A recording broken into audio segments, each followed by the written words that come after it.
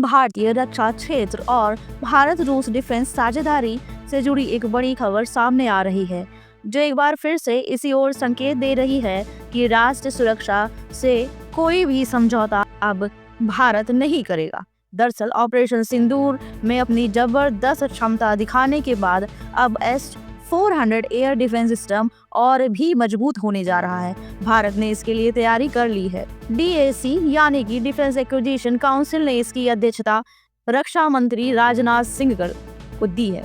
उन्होंने रूस से 288 अतिरिक्त S-400 मिसाइलों की खरीद को मंजूरी दी है। करीब 100 करोड़ की इस डील में 120 शॉर्ट रेंज और 168 लॉन्ग रेंज मिसाइलें शामिल हैं।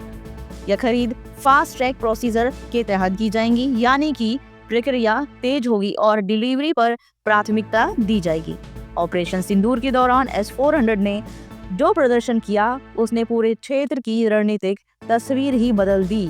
मई 2025 में हुए इस ऑपरेशन में भारतीय वायुसेना ने S-400 की मदद से दुश्मन के fighter jet, airbase, airborne warning aircraft और हथियारबंद ड्रोन को इंटरसेप्ट किया। कुछ रिपोर्ट्स के मुताबिक 314 किलोमीटर दूर पाकिस्तान के पंजाब इलाके में एक बड़े एयरक्राफ्ट को S-400 की लॉन्ग रेंज मिसाइल ने निशाना बनाया था। इसके बाद पाकिस्तान ने इसके डर से अपने कई ऑपरेशनल विमान को पश्चिमी सेक्टर के एयरबेस पर शिफ्ट कर दिया। यही वजह है कि अब S-400 के 400 किलोमीटर, 200 किलोमीटर, 150 किलोमीटर और 40 किलोमीटर रेंज वाली मिसाइलें स्टॉक को फिर से भारत भरना चाहता है। सूत्रों के मुताबिक भारत को इस साल जून और नवंबर में पहले से कॉन्ट्रैक्ट किए जाएंगे। 2 और S-400 सिस्टम रूस से मिलने वाले हैं। इसके अलावा भारतीय वायुसेना रूस से 5 और S-400 सिस्टम खरीदने की पैरवी कर रही है। साथ ही Pantsir short range air defence system को भी शामिल करने की योजना बनाई जा रही है। जब S-400 और पेंसी को एक साथ इंटीग्रेट किया जाता है तो यह 2 स्तर कवच बन जाता है, जो सीमा पार से आने वाले ड्रोन, मिसाइल और लड़ाकू विमान को रोकने में बेहद प्रभावशाली होता है।